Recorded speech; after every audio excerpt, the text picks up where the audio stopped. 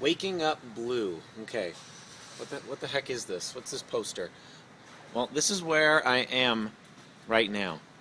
I'm at the Windsor Pride office. This is 422 Pallisher Street, just to give you a sense of where we're at. Park in Pallisher right there. Pallisher getting torn up.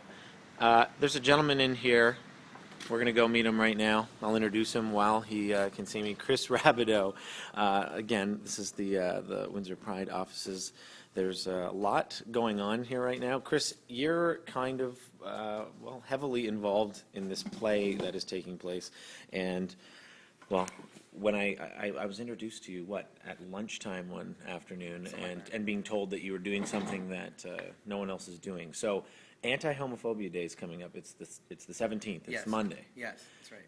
But I think the idea is that there might be one thing happening. There's here's the schedule. There's almost too many Whole day of things events, going actually. on. It's like a whole day of events for anyone, and especially involves lots of art. So, I mean, we have the play, Waking Up Blue, which is all student-driven from our local high schools, sending out the message that they're sick of the crap in our schools, the hate. And we also have the Slam Homophobia at Milk.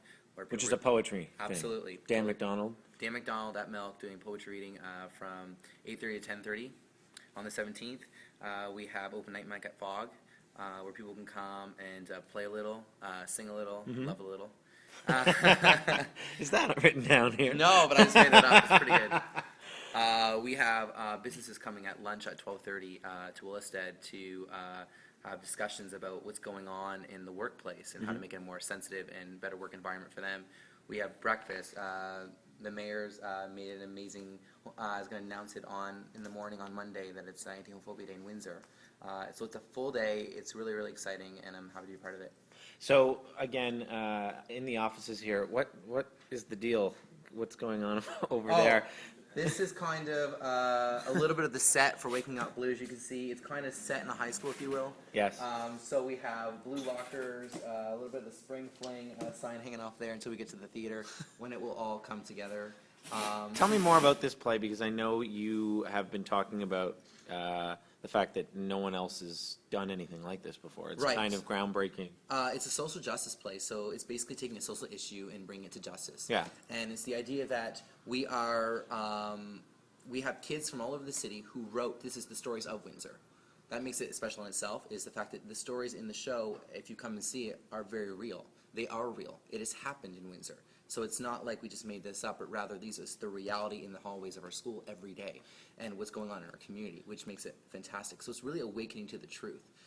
It's also pretty historical because not many of these shows are produced in Ontario. I mean, there's only a couple where we have youth writing it, youth putting it on for social justice reasons. Yes. That in itself is huge.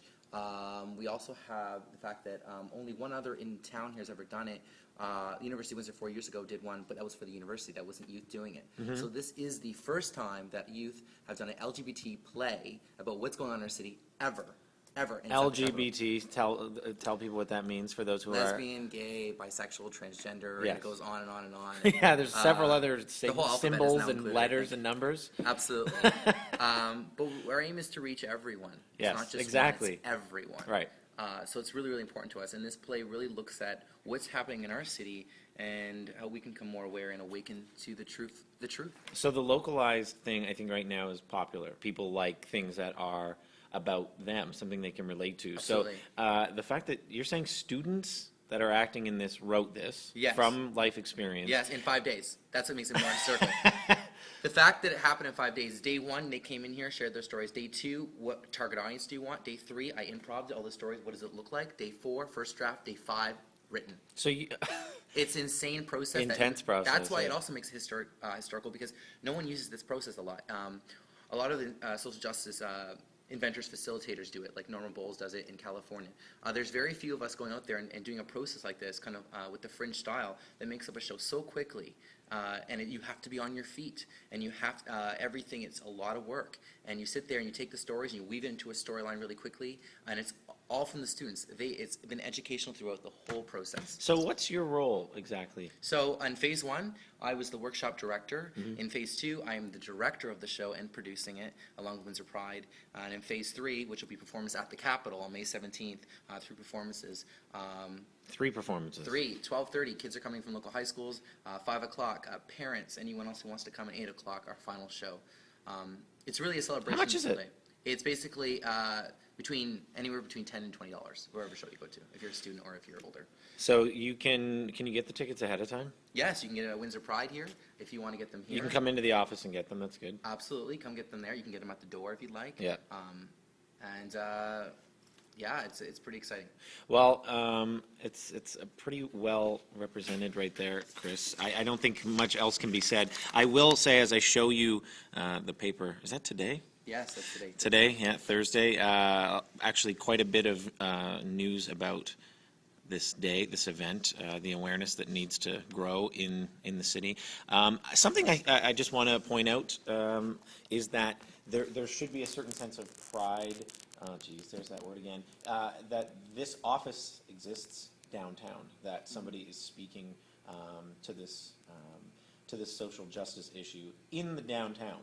This is, people find a home for these things in the places that are best suited to them, I think, and I'm glad that they're down here, in fact, right around the corner from where I work. So, again, there are so many of these things coming up that you can get involved in a lot of ways. I'm going to tell you right now, it's windsorpride.com, is it not? Windsorpride.com? That's right.